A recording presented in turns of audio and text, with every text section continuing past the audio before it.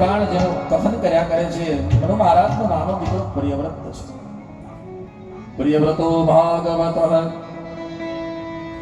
આત્મા રામ કથમ મુનૈઃ ગ્રહે રમતયન્મૂલ કર્મ બંધ પરાભવ. પરીક્ષિતે સુખદેવજીને પ્રશ્ન પૂછી લીધો કે બાબા, મેં તો સાંભળ્યું છે પ્રિયવ્રત તો ઉત્તમ પ્રકારના યોગી છે, પરમ ભાગવત છે, તે સંસારમાં શું કામ આવ્યા? અને સંસારમાં આવ્યા તો કર્મના બંધનથી મુક્ત કેવી રીતે થયા એ મને સમજાવો. અને પરિણામે સુખદેવજીએ કીધું કે રાજન, આમ તો યોગી છે, પરમ યોગી છે, પણ બ્રહ્માજીની આજ્ઞાથી પ્રિયવ્રત આવ્યા છે, સંસારમાં લગ્ન કર્યું છે, પણ અકર્તા ભાવથી કાર્ય કરીને કર્મના બંધનથી વિમુક્ત. કર્મ ક્યારે સ્પર્શે નહીં ખબર? આમ તો ખરાબ કર્મ અને સારા કર્મ સ્પર્શે છે, એનું ફળ ભોગવવું જ પડે, એમાં છૂટકો નથી. પણ ખરાબ હોય કે સારું હોય, એક રીતે જો એ કર્મ કરવામાં આવે તો એનું ફળ ભોગવવું ન પડે. પછી સારું હોય કે ખરાબ હોય, કઈ રીતે? અકર્તા ભાવથી કર્મ થાય. હું નથી કરતો, મારી પાસે મારા પરમાત્મા આ કાર્ય કરાવી રહ્યા છે, તો એ આધારથી પ્રિયવ્રત આત્મારામ હતો છતાં ગ્રહે રમતયન્મૂલઃ કર્મના બંધનથી છૂટી ગયો. એ પ્રિયવ્રત, એને ત્યાં એક દીકરો થયો, એનું નામ છે આગનિદ્ર. આગનિદ્ર મહારાજ ને નાભીરામનો દીકરો થયો. એ નાભી મહારાજને ત્યાં મેરુદેવી નામની પત્ની હતી, અને નાભી અને મેરુદેવીના દાંપત્યમાં ભગવાન નારાયણનો અવતાર થયો છે. એનું નામ છે વૃષભદેવ. જૈનો જેને પોતાના પહેલા તીર્થંકર કહે છે, જૈનો એને આદિનાથ પણ કહે છે. આદિનાથ કયો કે પ્રથમ તીર્થંકર કયો, કોઈ પણ એ ભગવાન નારાયણનો અવતાર છે. વૃષભદેવે ઇન્દ્રની પુત્રી જયંતી સાથે લગ્ન કર્યું છે અને 100 દીકરા જન્મ્યા. મોટો ભરત એ રાજા બન્યો. એ ભરતના નામ ઉપરથી આપણા દેશનું નામ ભારત થયું છે. ભરત છે ને, 3 ભરત બહુ પ્રખ્યાત છે આપણા શાસ્ત્રોમાં. એક વૃષભદેવના દીકરા ભરત, એક શકુંતલાના દીકરા ભરત, અને ત્રીજા ભગવાન રામના ભાઈ ભરત. 3 થી આ આખો દેશ ઓળખાય છે. દુષ્યંત અને શાકુંતલ ન્યાય નામનો એક ગ્રંથ પણ છે. શકુંતલા દીકરા ભરત. તમે મહાભારતનું મૂળ જોવા જાઓ, મહાભારતનું છેલ્લું બીજ જ્યાંથી આ પરિવાર જાગ્યો તો એ છે શકુંતલા, દુષ્યંત. એટલા માટે ભગવાન અર્જુનને વારા ઘડીએ એમ કહે છે, ભરત શ્રેષ્ઠ, ભરત શ્રેષ્ઠ, ભરત વંશ છે ને. હા, આ દીકરો ભરત રાજા બન્યા. 100 દીકરામાંથી પહેલો દીકરો ભરત રાજા બન્યો. પછીના 81 દીકરાઓ કર્મકાંડમાં પ્રવિષ્ટ થયા. પછીના 9 દીકરાઓ આ જગતના 9 દ્વીપ હતા, એક એકના રાજા બનાવ્યા.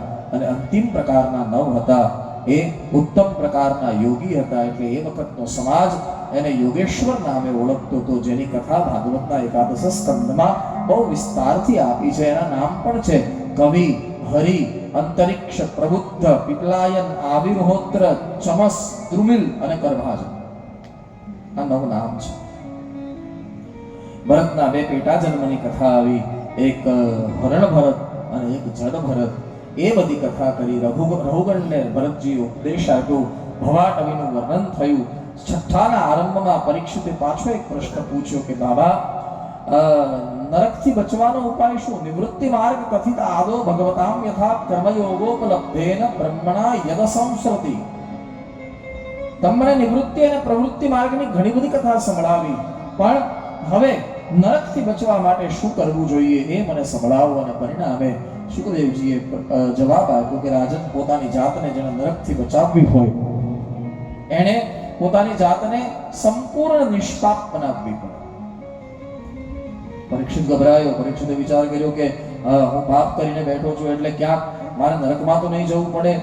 મુખની રેખા પર ભગવાન જાણી ગયા શુકદેવજી, અને શુકદેવજીએ કીધું કે રાજન, ખબર પડે કે પાપ થયું છે એટલે તુરંત પ્રાયશ્ચિત કરી લ્યો.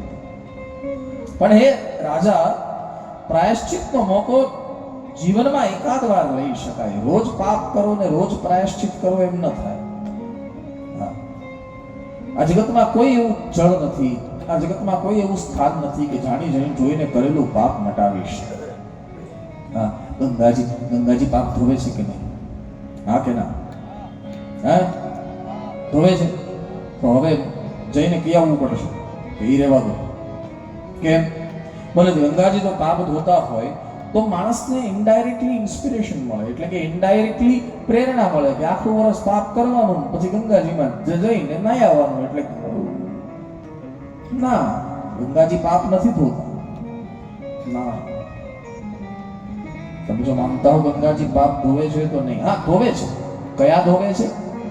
પંચ ઉગ્ર પાપની ચર્ચા જે આપણા શાસ્ત્રોએ કરી છે ઋષિ હેમાદ્રીએ, કે જીવન જીવવા માટે જે કરવામાં આવે એ બધા પાપ. દાખલા તરીકે બહેનો, તમે રસોઈ બનાવો તો ચૂલો પ્રગટાવો તો ચૂલાની અગ્નિમાં કેટલા બધા જીવાણુઓ મરી જતા હશે. તમે જે પાણી રાખો એ પાણીયારામાં કેટલા જીવજંતુઓ મરી જતા હશે. આપણે ગાડી ચલાવીએ તો ગાડીના ટાયર નીચે આવીને કેટલા જીવજંતુ. અજાણતા થયેલા પાપ ગંગાજી ધોવે છે, બાકી જાણી જોઈને કરેલું પાપ ધોવાનું આ જગતમાં કોઈ જળ નથી. એ ભોગવવું પડશે અને ભોગવવા પડે જીવને એ આખર નડે. કરેલા કર્મના બદલા ભોગવવા પડે. કરેલા કર્મના બદલા ભોગવવા પડે. અરે આપણે તો કઈ વાડીનો મૂળો સાહેબ? ભગવાન રામના પિતા દશરથજી જો કર્મ ભોગવતા હોય, દ્રવહુસો દશરથ અજીર બિહારી, જેના આંગણામાં ભગવાન રામ સ્વયં બ્રહ્મ અજીર બિહારી નાચ્યા, અને દશરથજીને પણ ખબર છે કે મારો દીકરો બ્રહ્મ છે, છતાં પોતાના દીકરાને એમ ન કહી શક્યા મારથી એક છોકરાનો વધ થઈ ગયો છે શ્રવણ, તો એ કર્મમાંથી મને છોડાવી દે. નહીં, દશરથજી કર્મ ભોગવે છે સાહેબ. એ અંત સમય આવ્યો અને દશરથજીને દિવાલમાં કંઈક દેખાયું. કૌશલ્યાજી બાજુમાં છે, કોઈ દીકરો પોતાની પાસે નથી. રામને વનવાસ થઈ ગયો છે. અને અંત સમયે દિવાલમાં જોતા દશરથજીએ કીધું, કોણ છે મારી બાજુમાં? કૌશલ્યાજીએ કીધું, નાથ હું છું. શું થયું? બોલે, કૌશલ્યા, મને દિવાલમાં કંઈક દેખાય છે. અને મહારાજ, ત્યાં કાંઈ નથી. રંગનું સ્મરણ કરવું, ભગવાનનું નામ લ્યો, ત્યાં કાંઈ નથી. દશરથજીએ કીધું, દેવી તું કહે છે કાંઈ નથી, પણ મને દેખાય છે. સમજી ગયા કૌશલ્યાજી કે હવે અંત નજીક છે. આંખ પર હાથ મૂકી દીધો. મહારાજ, ભગવાનનું નામ લ્યો, ત્યાં કાંઈ નથી. હાથ ખેંચી લીધો. નહીં દેવી, ત્યાં કંઈક છે. પછી કૌશલ્યાએ પૂછ્યું, શું દેખાય છે? અત્યાર સુધી દશરથજીએ કૌશલ્યાજીને પણ વાત નહોતી કરી. તાપસ અંધ શાપ સુધી પાઈ, તાપસ અંધ. ખ્યાલ આવી ગયો? તાપસ અંધ. બોલા, બે આંધળા તપસ્વીનો શ્રાપ છે દશરથજીને, શ્રવણના માતા પિતા. આજ યાદ આવ્યું. આજ એ બે હસતા દેખાણા ભીતમાં દીવાલમાં કૌશલ્યાજીને કીધું, બે મારી પર હસે છે. તાપસ અંધ સાપ સુધી પાઈ, તાપસ અંધ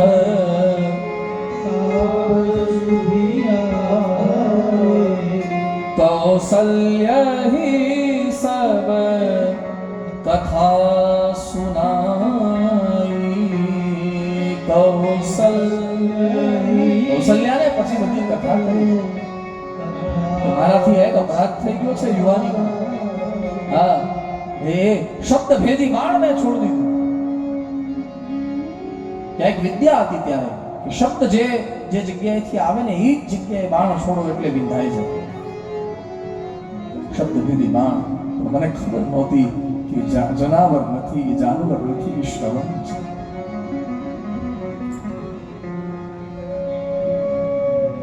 કર્મ ભોગવવું પડશે.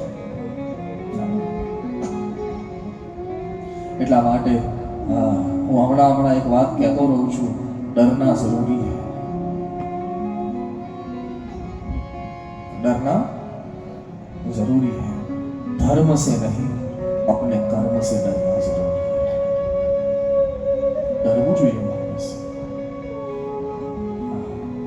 ક્યારેક ક્યારેક છે ને રાયચંદભાઈ, ક્યારેક ક્યારેક કોઈની આંખ બોલતી હોય,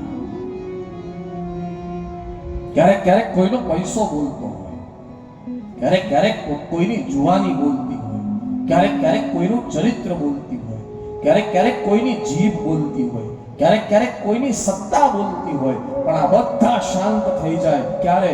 અને કર્મ જ્યારે બોલવાનું શરૂ કરે ત્યારે આ બધું પૂરું કરી નાખે. જે દિવસે આપણું કર્મ આપણી સામે આવીને બોલવાનું શરૂ કરશે, બહોત બચીએ, બહુ સાચવીને મારા વાલા. અત્યારે કર્મ કરતા તો બહુ આનંદ આવશે. હા, કર્મ કરતા તો આપણને એમ જ થશે, કાંઈ થાય નહીં, કરો ને યાર, જલસો કરો ને, લેર કરો ને, કાપીને ખાઈ જાઓ. હા હા, મરચું મીઠું નાખી ખાઓ, જલસો કરો. જેદી કર્મ સામે આવ્યું ને મારા, જેદી કોઈ ભાગ પડાવવાની આવે. ખાવામાં તો ભાગ પડ્યા હતા, કાપીને ખાધું ને એમાં તો 4 મિત્રો મળીને ભાગ પડ્યા હતા. પણ જેથી કર્મ સામે આવશે, इसीलिए डरना जरूरी है. धर्म से नहीं, कर्म से डरना जरूरी है. તમે એમ કહો કે હવે તમે આપણે ચોખા વાવીએ, ચોખા ડાંગર ઉગે ને આપણા વિસ્તારમાં. આપણા વિસ્તારમાં 2 પાક વધારે, શંકરભાઈ, 2 પાક વધારે, શેરડી અને ચોખા. બેમાં પાણી વધારે જોઈએ અને આપણે પરમાત્માની કૃપા પાણીની દ્રષ્ટિએ એટલે 2 પાક આપણે ત્યાં મોહનભાઈ વધારે થાય, ચોખા અને શેરડી. હવે તમે વિચાર કરો, ચોખા વાવો અને ચોખા બધા તમારા કોળે એટલે કે પાક થઈ જાય તૈયાર, અને તમે બધું બરોબર ધ્યાન આપી માવજત કરી અને જ્યાં ચોખા લણવાની એટલે કે ખેંચવાની શરૂઆત કરો ત્યાં ચોખાનો ભાવ પડી જાય અને શેરડીનો ભાવ ઉચકાઈ જાય. પછી તમે ગમે એટલી માળા કરો, ગમે એટલા યજ્ઞ કરો, ગમે એટલી તપસ્યા કરો, ગમે એ કરો, ચોખામાંથી શેરડી નહીં થાય. થશે? હા કે ના? ચોખા વાવ્યા છે તો ચોખા જ લેવા પડશે. બસ કર્મનો આ જ હિસાબ છે મારા વાલા. જે વાવ્યું છે એ જ લણવું પડશે. પછી ઘણા લોકો એમ માને કે 500 રૂપિયા ચોરી કરી લો અને 500 રૂપિયાનું દાન આપી દો એટલે પૂરું થઈ ગયું. ના, કર્મમાં એવું નથી. મહેરબાની કરીને આવું જો માંગતા હો તો ખોટું છે. તમે એમ કહો કે 2 જણાને દુઃખ આપીને 5 જણાને સુખી કરી દો એટલે તમારા ઓલા 2 જણાનું કર્મ ભૂસાઈ ગયું. ના, કર્મમાં બાદબાકી છે જ નહીં, કર્મમાં માત્ર સરવાળો છે. 500 રૂપિયા ચોર્યા એ એક અલગ કર્મ, અને 500 રૂપિયાનું દાન આપ્યું એ એક અલગ કર્મ. જે ચોર્યા ને એ પણ ભોગવવા પડશે, અને આપ્યા એ પણ ભોગવવા પડશે. એવું નથી કે 500 લીધા ને 500 આપી દીધા એટલે પૂરું થયું. ના, ગલતફहमी नहीं करता. इसलिए मैं कह रहा हूं, डरना जरूरी है, डरना जरूरी है. धर्म से नहीं, अपने कर्म से. કરતા પહેલા માણસ બહુ વિચારે કે હું શું કરી રહ્યો છું, આનો ભોગ આ મારે જો ભોગવવાનું આવે તો શું થાય, શું થાય. ક્યારેક જો નવરા હો ને તો ધીમે ધીમે આરામથી હળવું હળવું ગરુડ પુરાણ વાંચી લેજો. હળવું હળવું વાંચજો. હા, બહુ ઉતાવળે નહીં વાંચતા, ધીમે ધીમે વાંચી લેજો. ગરુડ પુરાણ આ નાનું પુરાણ છે, 4000 શ્લોકનું પુરાણ છે ગરુડ પુરાણ. પણ છાતી પર હાથ રાખીને વાંચજો. હા, અને પછી કહેજો કર્મ શું છે, અને જે સત્ય છે, જે નરકોની ચર્ચા છે. નરક એટલે શું? કર્મનું ફળ જ છે. સ્વર્ગ એટલે શું? કર્મનું ફળ જ છે. અમારું ભાગવત તો એમ કહે છે, અત્રેવ નરક સ્વર્ગ ઇતિ માત પ્રચક્ષતે. કપિલ ભગવાન બોલી ગયા છે, મહાદેવ હોતીની સામે. નરક પણ અહીંયા જ છે, સ્વર્ગ પણ અહીંયા જ છે. કહેતા હો તો સાબિત કરી આપું, કરી આપું કે આગળ લઈ લઉં કથા? બોલો, કરી આપું, ચેલેન્જ.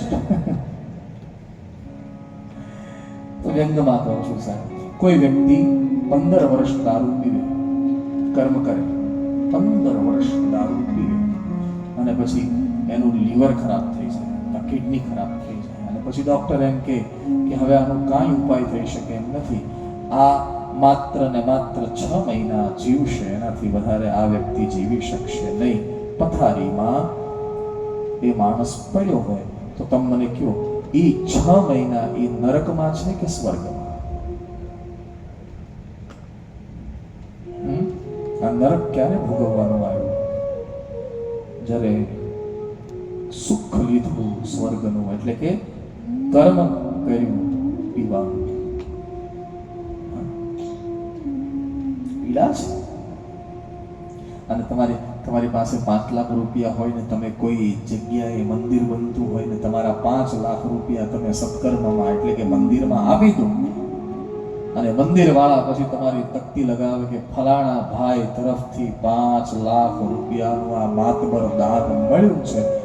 તમે તમારી પ્રતિષ્ઠા વધી, ઇજ્જત વધી, અને એ ઇજ્જતના કારણે પછી તમે જગતમાં નહીં હો તો પણ તમારું નામ એ જગતમાં રહી જશે. તો આ સ્વર્ગ છે કે નહીં? સત્કર્મથી સ્વર્ગ મળે, કુકર્મથી નરક મળે. અત્રૈવ નરક સ્વર્ગ ઇતિ માત પ્રચક્ષતે. બસ હો ગયા. તો પરીક્ષિત પૂછે છે અહીંયા કે મહારાજ, નરકથી બચવાનો ઉપાય શું? બોલે, સંપૂર્ણ પાપમય, સંપૂર્ણ નિષ્પાપ બનાવવી પડે પોતાના આયુષ્યને, એટલે કે પોતાની જિંદગીને. પરીક્ષિત ગભરાયો.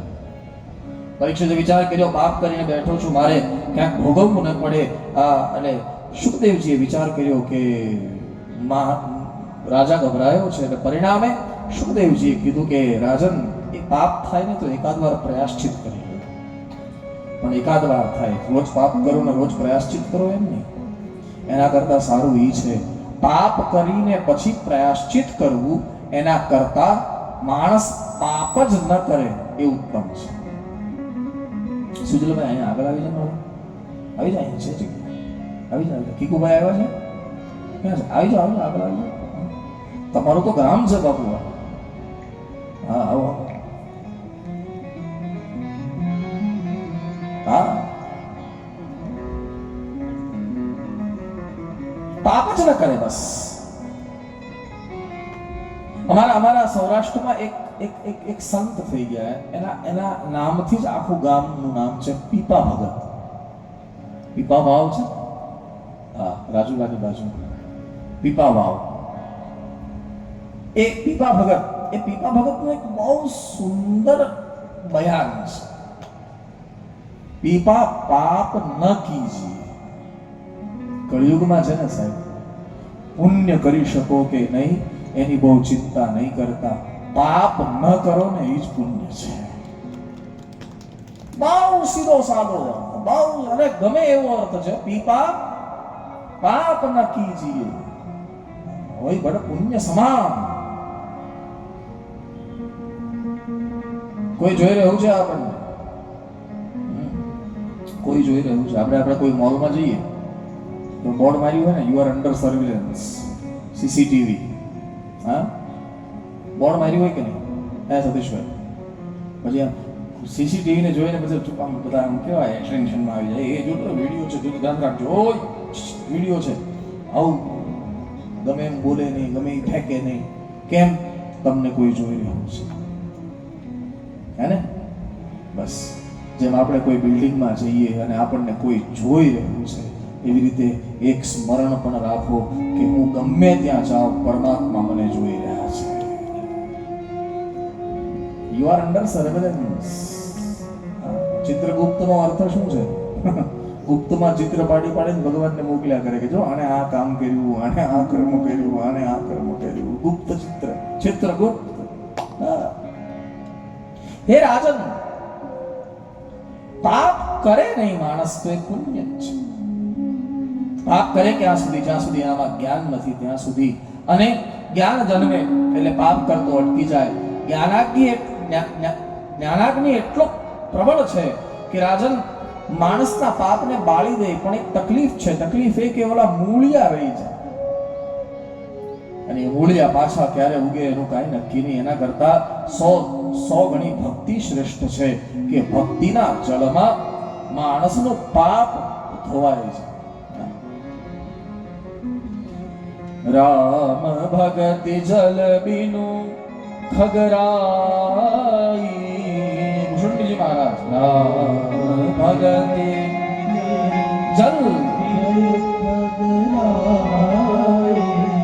અભયંતર મલ કબહુ ન જાઈ.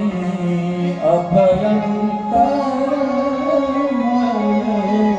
કબહુ. ભક્તિ શ્રેષ્ઠ છે એટલા માટે શ્રીમદ ભાગવત લખ્યા પછી વ્યાસજીને કોઈએ પૂછ્યું કે બાબા 18,000 શ્લોકનો ગ્રંથ લખ્યો, એનું એક કંઈક મૂળ તો અમને સમજાવો, અથવા આ 18,000 શ્લોકના અર્થમાં તમારે છેલ્લે કંઈ કહેવું છે. ત્યારે ભાગવતજીનો છેલ્લો શ્લોક 12મા સ્કંદ, છેલ્લો શ્લોક ભગવાન વ્યાસે એટલું જ લખ્યું: નામ સંકીર્તનમ યશ્ચ સર્વ પાપ પ્રનાશનમ પ્રણામો દુઃખ શમનમ સ્તં નમામિ હરિપરમ. આ જગતમાં બે વસ્તુ આપણને બહુ હેરાન કરે છે. એક આપણા કરેલા કર્મ અને બીજું આપણા બધાના દુઃખ. આ બેથી છૂટવાનો એક જ ઉપાય છે, હરિનું નામ. બસ મેં ગઈકાલે પણ કીધું તું, આજે પાછું કહું, નામમાં તાકાત છે. એ તો વેસ્ટર્ન કલ્ચર એમ કે what's there in a name. આપણું કલ્ચર કે everything is in a name. નામમાં બધું છે, સબ કુછ છે. નામ લ્યો, બસ પરમાત્માનું નામ લ્યો. સભા में खड़ी द्रौपदी रो रही थी. सभा में खड़ी द्रौपदी रो रही थी. आंखों से निकले आंसुओं से मुंह धो रही थी. उसी वक्त उसी ने पुकारा किसी को. किसको? हरिओम तत्सत. हरिओम तत्सत. શું નામ શું કરે? હરિનું નામ લો સાહેબ. આપણે મેં ગઈકાલે કીધું, પાછો આજે કહી દઉં, તમને કોઈ એમ યોગ કરાવવા આવે તો કરજો, ના નથી. પેટની આટી આમ ધ્યાન રાખીને મારજો, પછી હાવ બધું વ્યૂ ન જાય. કોઈ એમ કહે કે પેટને આમ કરો આમ કરો આમ કરો તો કરજો. હા, તમારા શરીરને આમ વાળો આમ વાળો આમ કરો તો કરજો, બધું કરજો. ના નથી પાડતો, વ્યાસપીઠ પર બેઠો છું, મારે કોઈની ઓલું ન કરાય, બધું કરજો. પણ કોઈ એમ કહે ને કે કળિયુગ છે, તમારે ભગવાનને પ્રાપ્ત કરવા માટે કળિયુગમાં એક જ ઉપાય છે, હરિનું નામ. બાકી આપણે કાંઈ કરી શકવાના નથી. બસ હો ગયા. હા, ગણિકા જામિલ. હવે મેં ભાગવતજીનો છેલ્લો શ્લોક કીધો ને, નામ સંકીર્તનમ યશ. એવી રીતે ગૌસ્વામીજીએ જ્યારે નામનું વર્ણન કર્યું, નામ શું કરી શકે, ત્યારે ગૌસ્વામીજીએ એક શબ્દ વાપર્યો છે, પાહી ન કેહી ગતિ પતિત પાવન નામ ભજ સુનો શઠ મના. પોતાના મનને કીધું, શઠ કીધું, એ શઠ હવે તો રામનું નામ લે. પાહી ન કેહી ગતિ પતિત પાવન રામ ભજ સુનો શઠ મના.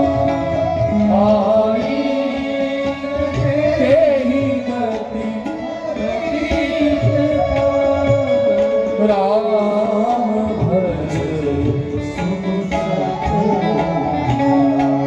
ગણિકા અજામિલ વ્યાધ ગીત ગજા દીખલ તારે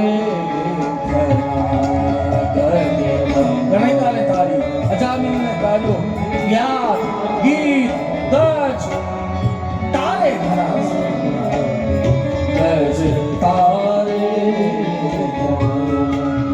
સોઈ રામ બ્રહ્મ. મેં બદલી છે.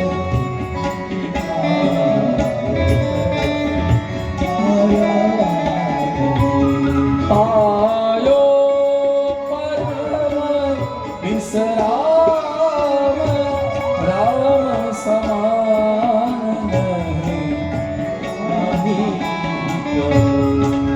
આયો પરમ વિસરામ, રામ સમાન નહીં. જાતિ કૃપા લવલેશ તે મતિ મંદ તુલસીદાસ. જાતિ કૃપા લવલેશ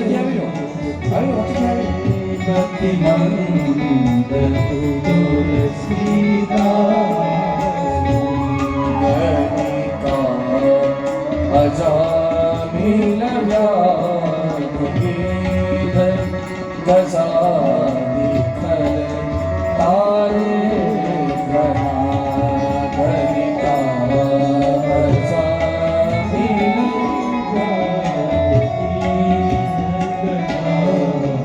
બહુ સરસ.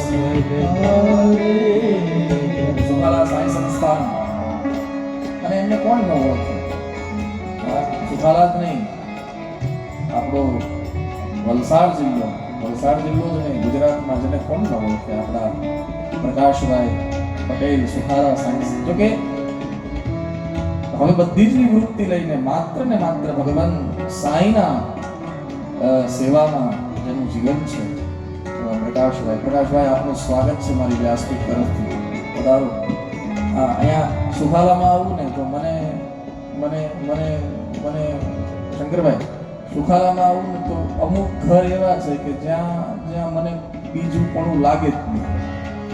હા, મને એમ જ લાગે કે એટલે આપનું સ્વાગત છે ભાઈ. મને તમે દેખાતા નથી આ થાંભલાને લીધે.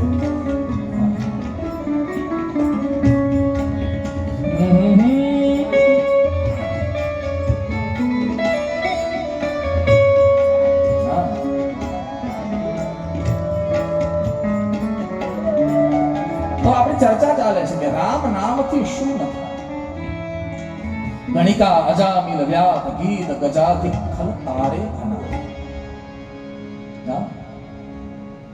જ્ઞાનમાં જરૂર તાકાત છે કર્મને બાળવાની, પણ કર્મ કરતા એટલે કે કર્મના જન્ય જે દુઃખ છે, સુખદેવજી કહે છે રાજા પરીક્ષિતને કે હે પરીક્ષિત, એના કરતા ભક્તિ શ્રેષ્ઠ છે.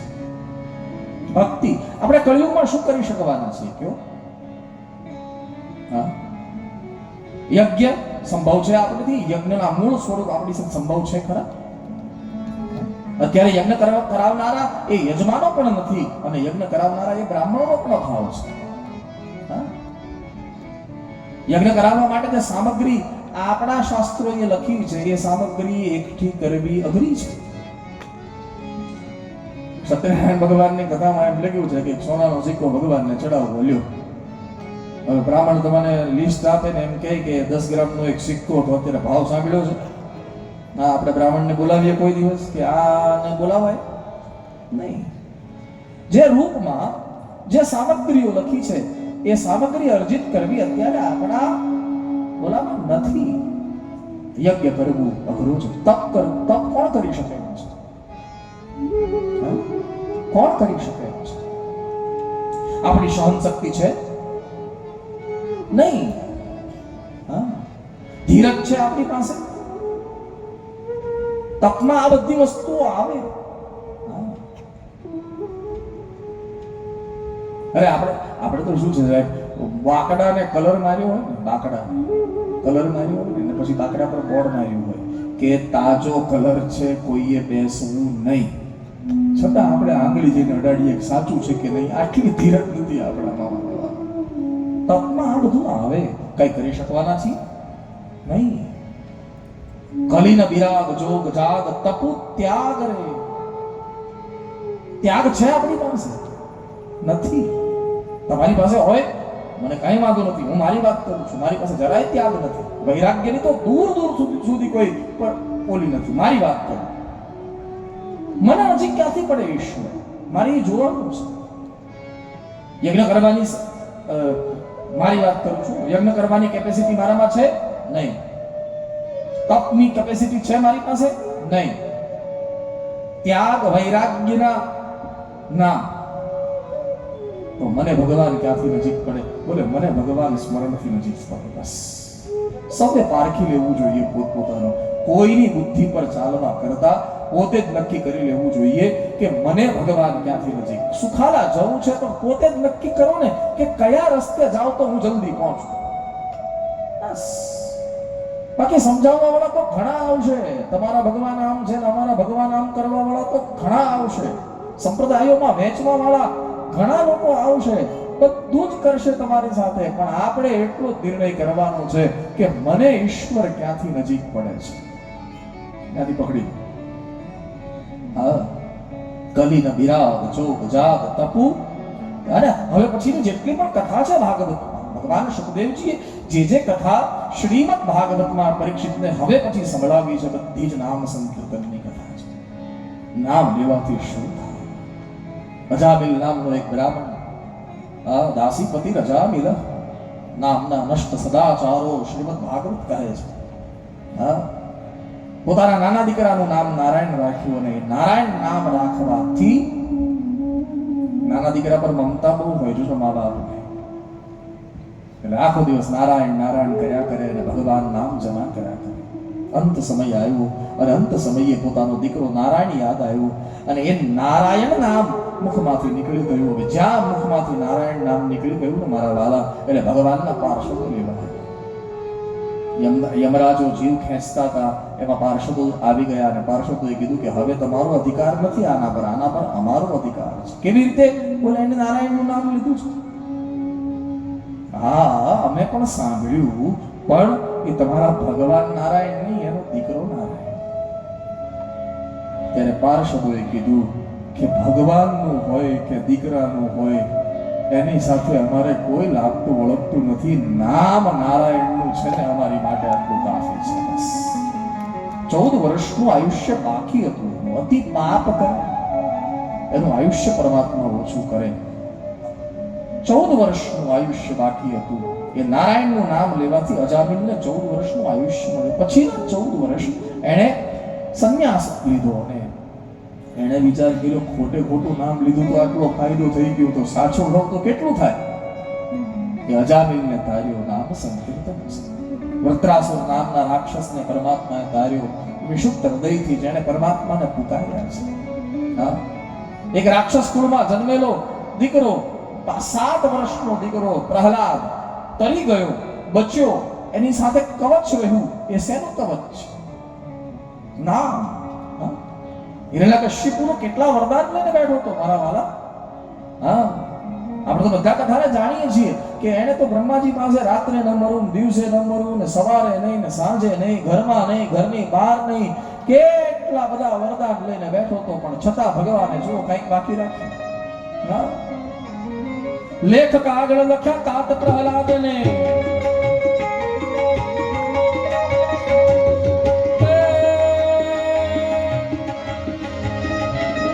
લેખક આગળ લખ્યા તાત પ્રહલાદને કાળને જીતવા કલમ ટાંકી. વર્ષના વર્ષ વિચાર કરીને લખ્યું, ટાંકવામાં રહ્યું કાંઈ બાકી. દેવ સો કાળતા સહી વિરંચિત નહીં, દેવનું દેવ એ જગત થાપે.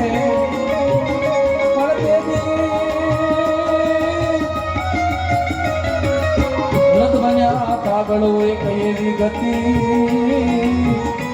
જેનો ફેસલો નાથ નરસંગ આપે, એનો ફેસલો નાથ નરસંગ આપે. મદમસ્ત સભા ભરાવી અને પ્રહલાદે પ્રવેશ કર્યો. હિરણ્યકશ્યપુએ પૂછ્યું પ્રહલાદને કે તને વારંવાર બચાવનારો તારો પરમાત્મા છે ક્યાં? પ્રહલાદે કીધું મારો પરમાત્મા તો અણુ અણુમાં છે. કે થાંભલો બતાવીને કીધું કે આ થાંભલામાં તારો પરમાત્મા છે? પ્રહલાદે હા પાડી અને આ મૂર્ખ એમ સમજી બેઠો કે આ થાંભલામાં જ છે. સેવકોને આજ્ઞા કરી થાંભલાને સજાવો. તેલ અને વસ્ત્ર મંગાવી વીટ્યા છે અને થાંભલાને આગ લગાવી. વિશાળ જ્વાળા નીકળી થાંભલામાંથી. પ્રહલાદને કીધું પ્રહલાદ જા, તને તારો પરમાત્મા બોલાવે.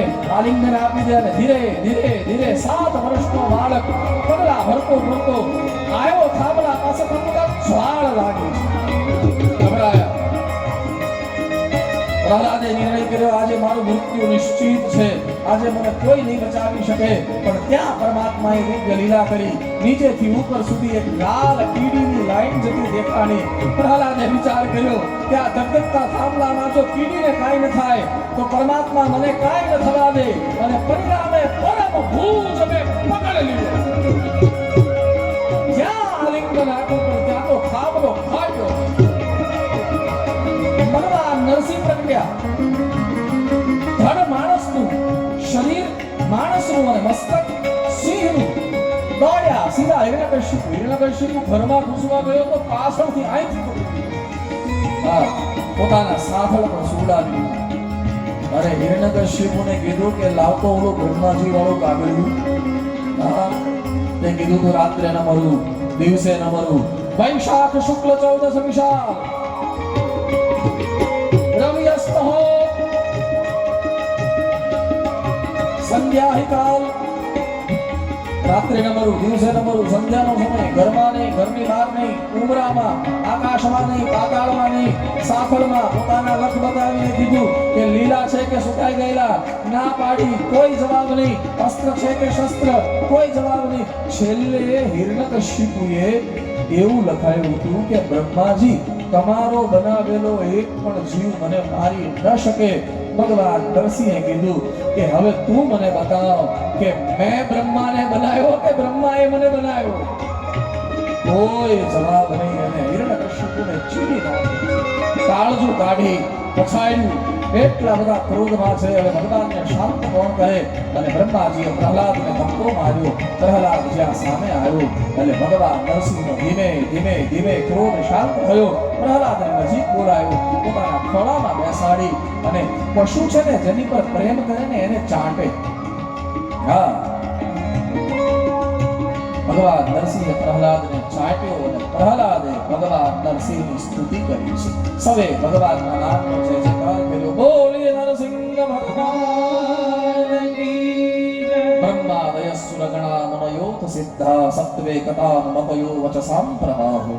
નારદ દિતુમ પુરુગુણે રઘુનાપી પિપ્રુ કિમ તોષ્ટુમર્હતિ સમે હરિરુદ્રજાત દિવ્ય ભાષામાં પ્રહલાદે સ્તુતિ કરી. આ પ્રહલાદની પાસે જે બળ છે શેનું છે? નામનું છે. ગજેન્દ્રએ ભગવાનને બોલાવ્યા. ગજેન્દ્ર મોક્ષની કથા છે આખી ભાગવતમાં, બહુ વિશિષ્ટ અષ્ટમ સ્કંદમાં કથા છે. સમુદ્ર મંથન થયું, એમાં ભગવાનના 3 અવતારોની ચર્ચા છે અને એમાં પણ બલિના દરવાજે ભગવાન વામન ભિક્ષા માંગવા માટે ગયા. પદાની 3 પગલા જે માંગ્યા એમાં મૂળમાં પણ નામ છે. 9માના આરંભમાં મન્વંતરોની કથા, એટલે કે મન્વંતરાણી સર્વાણી પ્રયુક્તાની શ્રુતાની. મેં પરીક્ષિતે કહી દીધું કે બાબા અનેક મન્વંતરોની કથા તમે મને સંભળાવી, પણ હવે મને ઈશાનું કથા સાંભળવાની ઈચ્છા છે. અને પરિણામે 9મ સ્કંદમાં ભગવાન રામના પ્રાગટ્યની ચર્ચા છે. ઘણા લોકો એમ કહે છે કે 9મો સ્કંદ રામ કથા છે, જે સત્ય છે પણ અને જે સત્ય નથી. રામજીની કથા બહુ ઓછી છે. અવતારની ગણતરી કરવી છે ને, દશાવતારની ગણતરી કરવી છે. રામ 7મો અવતાર છે. નમસ્તે રઘુવરિયાય. દશાવતારની ગણતરીમાં 7મો અવતાર ભગવાન રામ, 8મો અવતાર ભગવાન કૃષ્ણ, 9મો અવતાર ભગવાન બુદ્ધ અને 10મો અવતાર ભગવાન કલ્કી. આ દશાવતાર. હા, તો હમણાં ક્યાંક એવું પણ વાંચ્યું છે, મારે જરા પ્રમાણિત કરવું પડે આમ પણ મેં બહુ સુંદર વાત, ચિરંજીવીઓ જે અત્યારે 7 ચિરંજીવીઓ છે ને, 7 ચિરંજીવી, એ શું કામ છે પૃથ્વી પર?